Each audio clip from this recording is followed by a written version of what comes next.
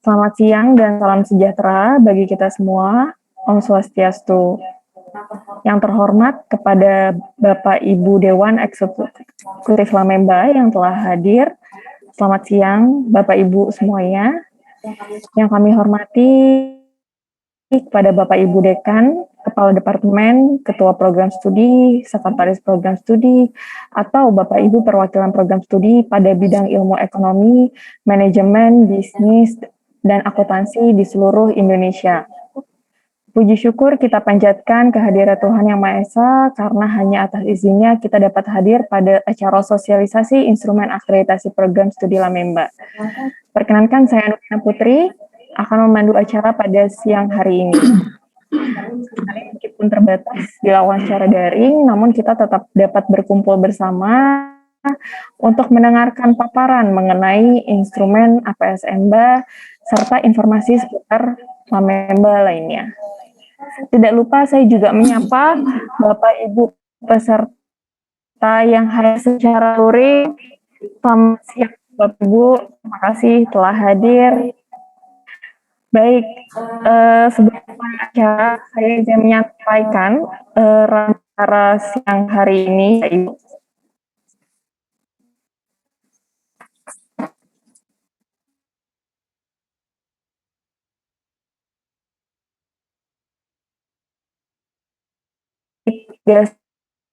Bapak Ibu paparan member yang ketiga, yaitu dokumen evaluasi sampaikan oleh dan Dr. Asyik. Kemudian ada dokumen Lamemba 4, dokumen kinerja program studi yang akan disampaikan oleh Prof. Edi Rashid dan juga Bapak Dr. F. Rizal. Kemudian akan dilanjutkan istirahat Bapak Ibu kurang lebih selama 15 menit. Kemudian sesi terakhir adalah pemaparan mengenai dokumen Lamemba yang kelima, yaitu panduan pemantauan dan evaluasi yang akan disampaikan oleh Prof. Kristantius dan juga Prof. Humphrey Jajadikarta. Untuk kenyamanan selama acara berlangsung, mohon berkenan Bapak Ibu dapat mute audio jika tidak sedang berbicara dan juga menyalakan kamera selama kegiatan berlangsung. Akan ada daftar hadir Bapak Ibu yang akan di-share oleh tim panitia di kolom chat. Mohon berkenan Bapak Ibu untuk dapat mengisi daftar hadir tersebut. Jika Bapak Ibu memiliki pertanyaan selama sesi berlangsung, mohon menggunakan fitur raise hand. Nanti dari tim panitia akan membuka audio Bapak Ibu sekalian. Baik, langsung saja kita mulai pada sesi yang pertama, yaitu pemaparan mengenai panduan dokumen evaluasi diri atau dokumen Lamemba yang ketiga, yang akan disampaikan langsung oleh Prof. Dia Mardiana dan juga Ibu Dr. Prof. Dani Nur, sudah dipersilahkan. Baik, terima kasih Mbak Nurina atas kesempatan yang diberikan. Pertama-tama saya mau menyapa dulu Prof. Ina sebagai Ketua DE Lamemba, Prof. Kris, Prof. Pak ya,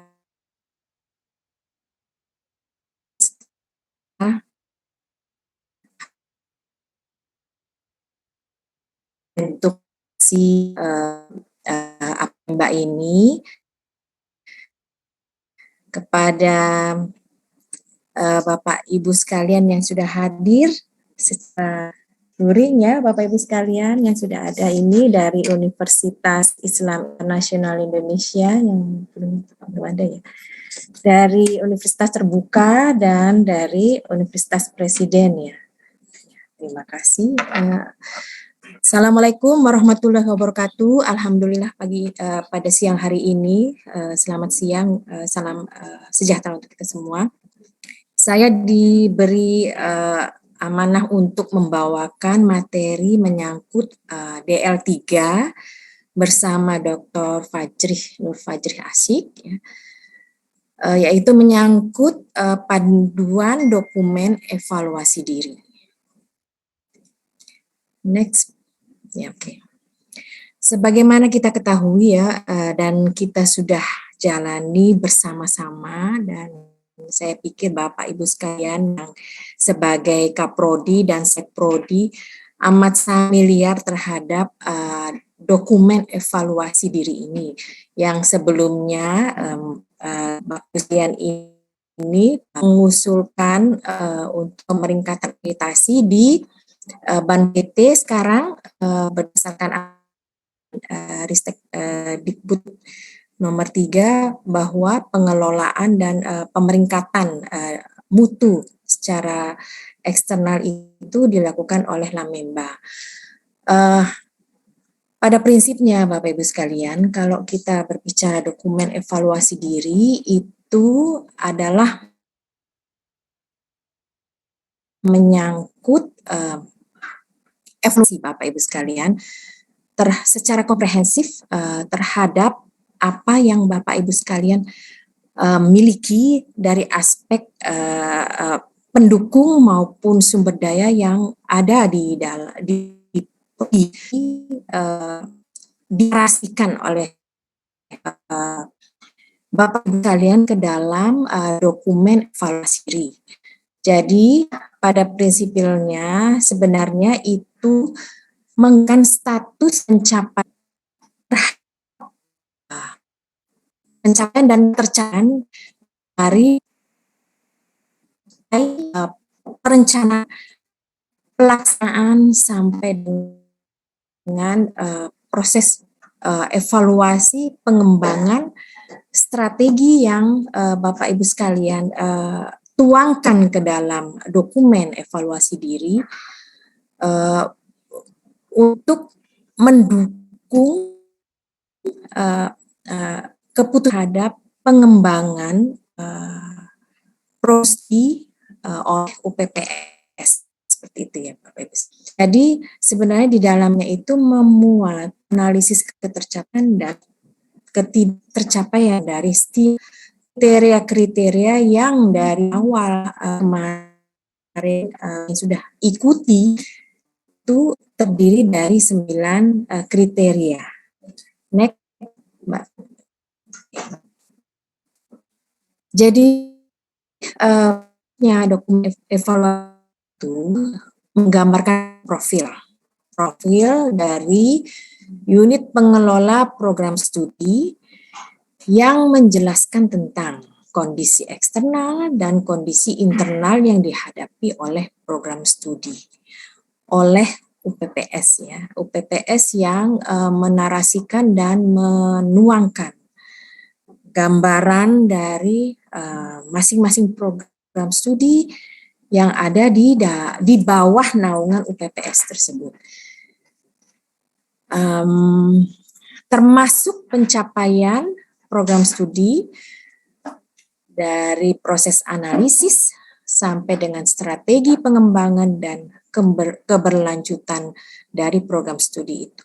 Karena pada prinsipnya kita berbicara menyangkut akreditasi, kita berbicara membahas dan menganalisis tentang bagaimana capacity building yang dimiliki oleh prodi digunakan semaksimal mungkin bagi pengembangan dan sustainability dari prodi itu terhadap apa yang lingkungan persaingan yang dihadapi oleh prodi.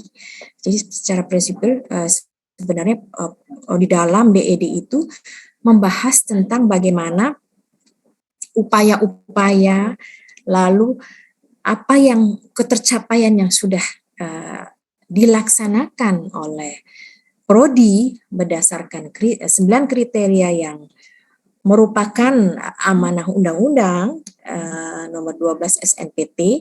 Jadi itulah yang diceritakan di dokumen evaluasi diri seperti itu ya Bapak Ibu sekalian. Oke.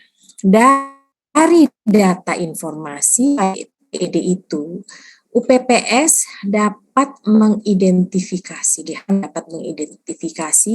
kekuatan, kelemahan, peluang dan ancaman demi melakukan menyusun strategi bagi perbaikan-perbaikan ke depan terhadap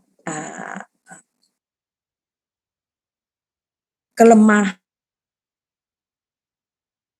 peluang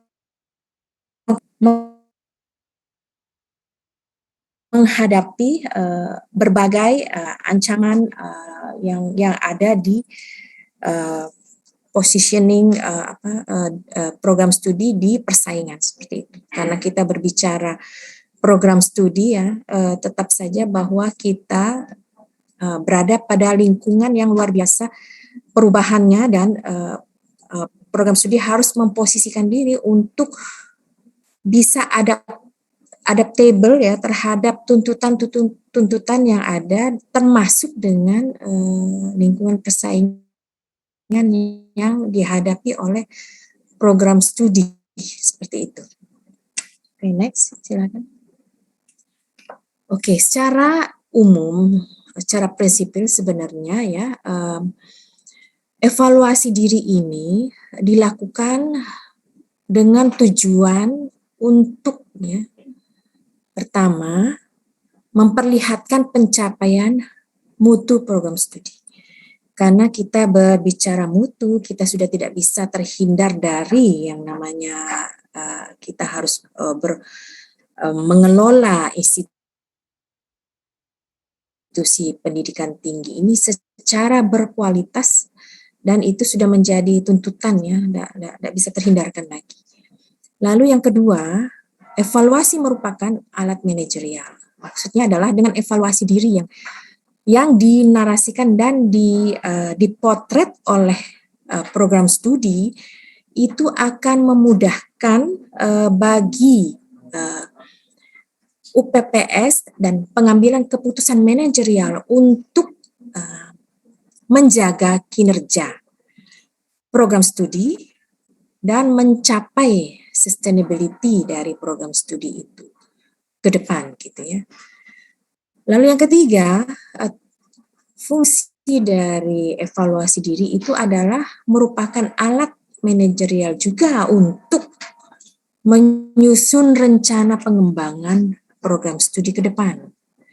Karena luar biasa dinamika perubahan yang sehingga menuntut prodi itu untuk ikut serta bergerak secara dinamis dalam rangka seperti contoh MBKM dan sebagainya, dan luar biasa perkembangan dari pendidikan tinggi itu luar biasa mengharuskan program studi berbenah diri ya Bapak Ibu sekalian untuk mengikuti berbagai tuntutan itu ya, sehingga muncullah yang namanya program MBKM dan sebagainya, lalu program-program internship, magang dan sebagainya untuk menunjang ya kembali lagi sustainability yang sebenarnya dari ketercapaian yang sudah dilakukan prodi dan UPPS tersebut akan memberikan multiplier effect bagi penyumbang terbesar dalam pencapaian indeks kinerja utama dari program dari perguruan tinggi seperti itu. Jadi memang sudah tidak bisa terhindarkan bahwa memang kita harus melakukan inovasi-inovasi dari aspek proses pembelajaran dan memberikan facility supporting kepada sistem pembelajaran yang dilakukan oleh prodi melalui supporting UPPS seperti itu. Silakan next, Mbak Sylvia. Oke. Konsep evaluasi diri dalam konteks akreditasi program studi ada 3 tujuan pula untuk dalam kita menyusun evaluasi diri itu. Pertama, dalam evaluasi diri ya pastinya memperlihatkan pencapaian standar pendidikan tinggi yang ditetapkan perguruan tinggi oleh UPPS dan program studi yang akan diakreditasi. Jadi sebagaimana kita ketahui bahwa SNPT yang pada Permendikbud nomor 3 tahun 2020 itu merupakan standar minimal dari yang harus dicapai oleh UPPS dan program studi. Tetapi ketika melewati SNPT, maka menjadi keharusan juga bagi perguruan tinggi untuk membuat standar-standar tambahan yang menunjukkan mutu kualitas yang di atas dari SNPT. Itu memang sudah menjadi kewajiban ya, dan menjadi syarat yang harus dicapai oleh UPPS dan melalui kegiatan prodi seperti itu ya Bapak Ibu sekalian ya. Lalu yang kedua, tujuan evaluasi diri adalah menjaga agar kinerja program studi telah dicapai dan tetap terjaga keberlangsungannya. Jadi SNPT itu menjadi minimal, SPT di atas itu. Jadi itu sebenarnya. Jadi dalam konteks Pak Banpiti mengatakan ada standar-standar tambahan yang menjadi kriteria bahwa mutu itu di atas dari standar minimal yang harus diupayakan oleh program studi untuk dicapai seperti itu. Oke, yang berikut adalah memperoleh masukan dalam penyusunan rencana pengembangan program studi di masa yang akan datang. Jadi itu semua dasarnya adalah evaluasi diri. Next. Oke. Saya kira untuk yang selanjutnya saya mempersilahkan kepada rekan saya Ibu Dr. Nur Fajri untuk melanjutkan. Silakan Bu Nur Fajri. Terima kasih kepada Prof. Ria. Bismillahirrahmanirrahim. Assalamualaikum warahmatullahi wabarakatuh. Yang saya hormati Ketua DE Lamemba, Prof. Ina, kemudian ada Prof. Kristantius, ada Prof. Edi Rasid, ada Pak Ahyar, dan tentunya Prof. Ria, kemudian tim dari Lamemba yang mungkin ada yang hadir tadi, ada yang secara offline, dan Bapak Ibu yang hadir secara online. Baik, saya lanjutkan terkait dengan dokumen evaluasi diri yang nomor 3. Tentunya Bapak Ibu tadi sudah disampaikan, sudah sering gitu ya membuat laporan evaluasi diri. Kalau laporan evaluasi diri, kalau kita masih mengingat dulu, itu hanya yang masih 7 standar, kalau Banpiti hanya 10% gitu ya. Itu dianggap sebelah mata gitu ya.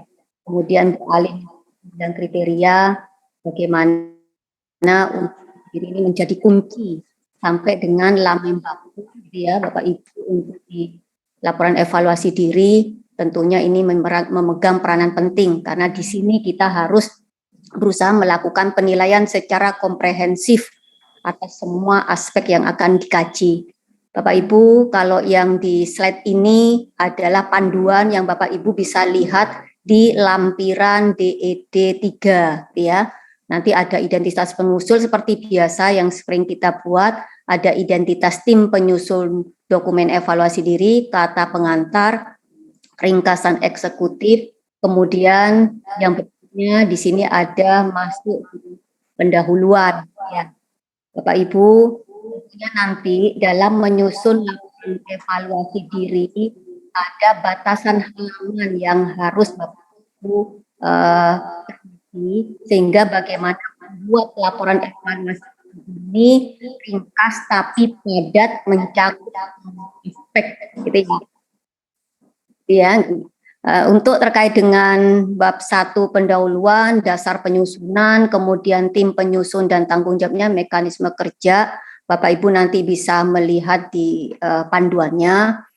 Saya akan langsung masuk ke bab 2 untuk dokumen evaluasi diri.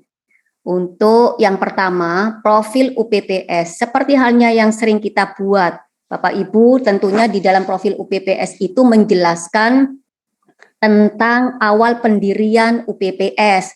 Kemudian di dalamnya seperti halnya yang sering kita buat, Bapak Ibu, kita harus UPPS harus bisa mengidentifikasi gitu ya kondisi internal dan kondisi eksternal yang pada nantinya mampu mempengaruhi aktivitas dari UPPS dan prodi.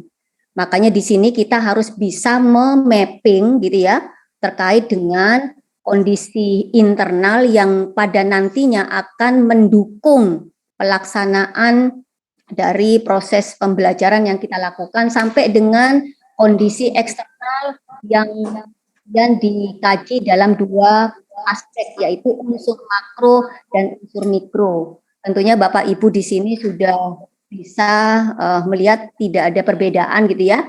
Nanti kita masuk pada kriteria yang pertama. Kriteria yang pertama, di sini ada visi misi, tujuan, dan strategi. Di dalam kriteria 1 ini menentukan bagaimana UPPS gitu ya, kemudian mampu menentukan VMTS itu gitu ya, dan pada nantinya dapat menetapkan sampai dengan pelaksanaan strategi yang ditetapkan, khususnya UPPS dan Prodi.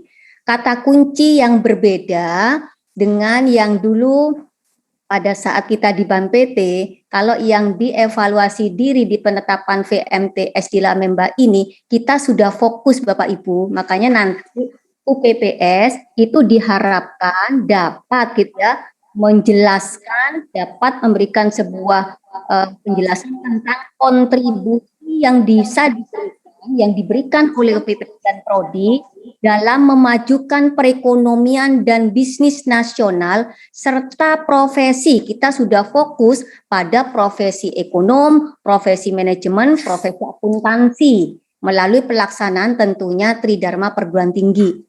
Ya, kalau yang lainnya bagaimana proses penetapan visi, misi, tujuan, strategi seperti halnya yang sudah kita lakukan gitu ya. Tentunya penetapan VMTS itu yang dulu sering kita tekankan adalah harus jelas, harus realistis gitu ya. Kemudian kredibel, bisa dipertanggungjawabkan. Kemudian juga dilakukan peninjauan tentunya yang bersifat berkelanjutan. Makanya Bapak Ibu kemarin sudah dijelaskan terkait dengan dokumen DL2 tentang kriteria dan prosedur. Kita sudah membahas tentang panduan penilaian sampai dengan yang DL9 gitu ya, tentang panduan penilaian. Di dalamnya sudah dibahas untuk masing-masing kriteria ini. Dokumen penunjang dalam VMTS ini Bapak Ibu tidak boleh lepas dari statuta, rencana induk pengembangan, sampai dengan Renstra, karena itu nanti yang akan dilakukan sebuah penilaian baik itu ketercapaian di SNDT maupun di SPT yang ditetapkan oleh perguruan tinggi.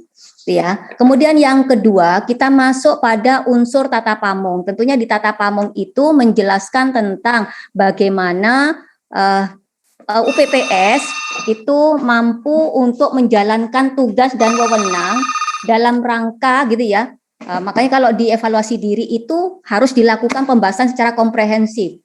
Tata pamong, tata kelola, unsur kerjasama tidak boleh lepas dari penetapan VMTS yang sudah ditetapkan di kriteria 1 sampai dengan kriteria yang lain tidak boleh lepas dari VMTS karena tadi dasarnya dari statuta, dari rencana induk dengan Renstra, gitu ya. Nanti Bapak Ibu untuk tata pamong, kemudian kita berbicara juga tata pamong, Bapak Ibu sudah sering menjelaskan ada 5 pilar, baik itu kredibel, transparan, akuntabel, bertanggung jawab, dan adil.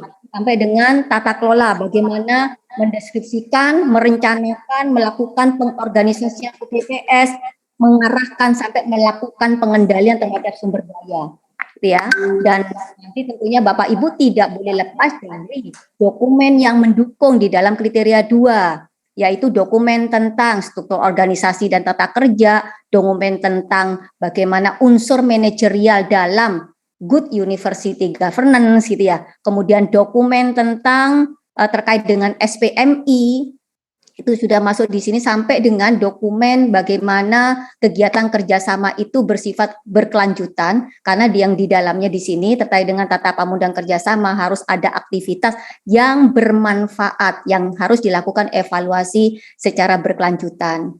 Nah, tentunya kita tetap Bapak Ibu tidak boleh melupakan dari apa yang sudah dijelaskan kemarin, dilihat panduannya kembali, karena meskipun kualitatif, kita tidak sebebas-bebas untuk bisa menjelaskan, karena kita juga harus fokus gitu ya dalam melakukan mapping terkait dengan kemampuan UPPS dan prodinya. Kemudian yang ketiga, kriteria yang ketiga tentang mahasiswa. Tentunya di dalam kegiatan mahasiswa di sini memberikan informasi tentang kinerja program studi di bidang kemahasiswaan, baik itu tentang pengelolaan kemahasiswaan, kemudian kebijakan dan prosedur penerimaan mahasiswa, layanan akademik, kinerja akademik, layanan kesejahteraan, itu sudah diatur di dalam panduan dan Bapak Ibu nanti bisa mempelajari secara lebih detail lagi. Yang jelas di sini terkait dengan kebijakan dan prosedur penerimaan mahasiswa, tentunya Bapak Ibu sudah memiliki secara lengkap gitu ya. Kemudian sampai dengan layanan akademik mahasiswa. Nah, layanan akademik mahasiswa ini nanti juga bisa dikomprehensifkan dengan apa yang disampaikan oleh Bu Ria tadi, karena di bidang pendidikan mahasiswa diberi hak untuk MBKM, sehingga inilah unsur komprehensivitas gitu ya dari setiap kajian yang dilakukan di masing-masing kriteria. Apakah ada layanan akademik mahasiswa yang memfasilitasi mahasiswa itu untuk melaksanakan perkuliahan di dalam dan di luar kampus seperti itu. Kemudian kinerja akademik sampai dengan kesejahteraan mahasiswa ini tidak hanya kemudian mengidentifikasi berbagai macam kebijakan dan pelaksanaan, tapi juga dilakukan evaluasi juga secara berkelanjutan. Sehingga memang unsur PPEPP itu sudah melekat di dalam masing-masing kriteria. Dari penetapan kebijakan kemahasiswaan gitu ya, pelaksanaan, kemudian proses evaluasi sampai dengan peningkatan. Itu untuk yang kriteria 3. Kemudian untuk yang keempat di sini ada SDM. Tentunya Bapak Ibu kalau SDM sudah dibahas kemarin sampai dengan beberapa ketentuan dan nanti juga akan lebih detail terkait dengan ketentuan dosen dan tenaga kependidikan di panduan penyusunan DKPS gitu ya. Bagaimana unsur dosennya, jumlahnya nanti secara detail akan dibahas di DL04 gitu ya. Kemudian yang berikutnya di sini ada keuangan sarana dan prasarana. Terkait dengan unsur yang kelima ini berkaitan dengan bagaimana unsur pengelolaan keuangan, unsur pengelolaan sarana dan prasarana ini yang diharapkan bisa diperoleh informasi akan mampu mendukung gitu ya keberlanjutan program studi, khususnya dalam menyediakan lingkungan belajar dan lingkungan kerja yang berkualitas yang tentunya akan mampu mendukung kualitas dari layanan kepada mahasiswa, kepada dosen dan tenaga kependidikan. Nanti Bapak Ibu bisa menjelaskan di sini aspek keuangan, kemudian aspek sarana dan prasarana ya untuk yang kelima. Kemudian untuk yang bidang pendidikan, nah ini sudah masuk ke arah kurikulum. Nah, kalau kurikulum di sini memang agak detail gitu ya yang disampaikan di sini karena yang namanya kurikulum tidak bisa lepas dari VMTS. Bagaimana dari visi misi yang ditetapkan akan menurunkan profil lulusan dan akan diperoleh sebuah capaian pembelajaran atau learning outcome sampai disusunlah bahan kajian gitu ya sampai kemudian menerapkan atau memperoleh sebuah struktur kurikulum. Nah, tahapan-tahapan seperti itu Bapak Ibu bisa menjelaskan untuk prosesnya sehingga kurikulum yang ditetapkan nanti bisa digunakan apalagi nanti apakah memenuhi unsur daya saing. Daya saing itu kan ada daya saing yang lokal, nasional, apakah nanti yang ditetapkan memenuhi unsur daya saing internasional. Itu untuk yang pendidikan. Sedangkan unsur penelitian dan pengabdian kepada masyarakat itu setara, cuma di sini untuk penelitian tentunya didukung dengan adanya pedoman pelaksanaan dan roadmap penelitian, gitu ya. Apakah jelas arah penelitian yang ditetapkan oleh UPPS, baik itu yang pada nantinya digunakan oleh dosen dan mahasiswa, apakah karya penelitian dan karya pengabdian yang dilakukan itu searah dengan apa yang sudah ditetapkan di dalam roadmap Kalau penelitian ya di penelitian, sedangkan untuk pengabdian ada di unsur pengabdian sampai dengan unsur pendanaan yang diberikan oleh entah UPPS atau perolehan dana penelitian dan pengabdian yang diperoleh oleh masing-masing UPPS baik itu dari internal maupun eksternal. Dan yang terakhir di sini ada luaran dan capaian Tridharma. Seperti hanya Bapak Ibu pada saat menyusun laporan evaluasi diri dulu gitu ya, di dokumen evaluasi diri sama. Luaran di sini nanti ada luaran pendidikan, baik itu IPK gitu ya, UPPS mampu mendeskripsi. Jadi tidak hanya bersifat angka, tapi semuanya harus mampu mendeskripsi rata-rata lulusan, mendeskripsi di sini data lulusan, mendeskripsi apakah lulusan itu bekerja sesuai dengan bidangnya, sampai jangkauan operasi kerja gitu ya. Nah itu nanti Bapak Ibu harus bisa menjelaskan dari aspek luaran di bidang pendidikan, demikian pula untuk penelitian dan pengabdian kepada masyarakat. Unsur terpenting yang berikutnya adalah analisis strategi pengembangan dan keberlanjutan program studi. Tentunya dari apa yang sudah dilakukan kajian di masing-masing kriteria, yang terakhir itu harus bisa dilakukan analisis.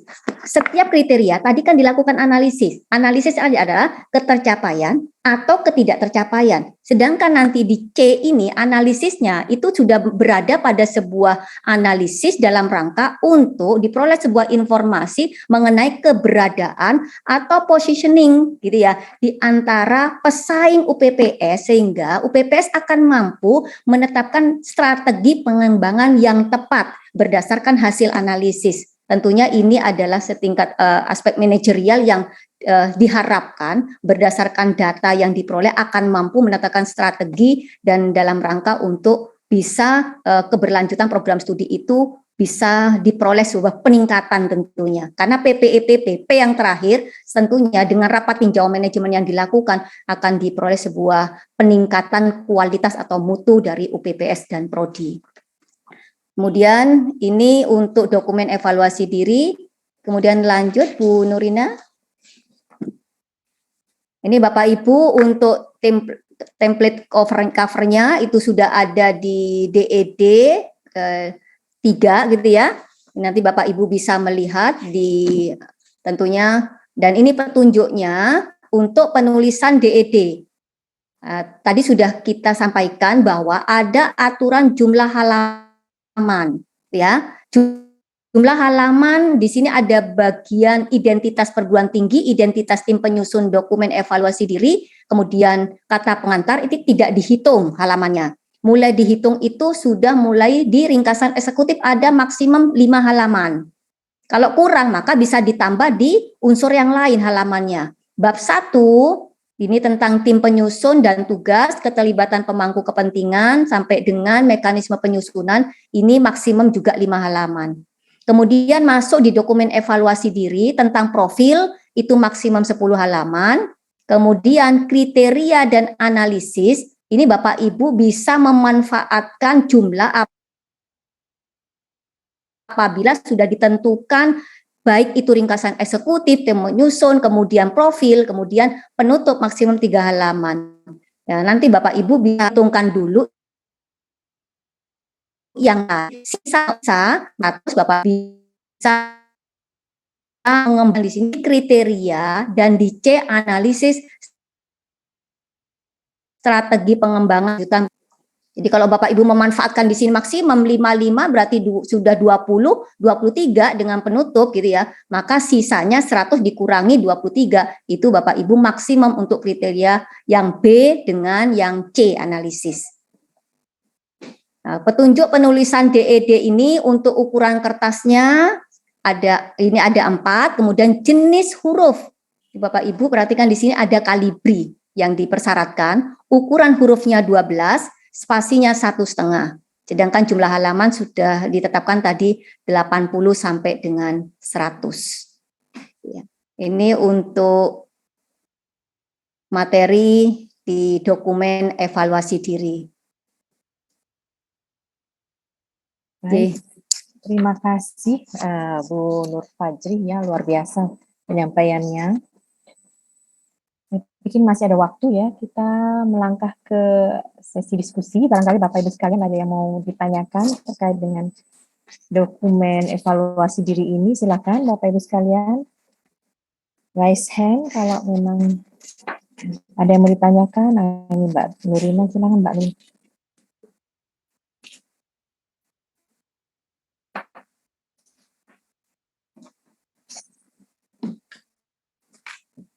Ya, silakan mungkin dari Bapak Ibu yang ingin bertanya boleh mengajukan raise hand.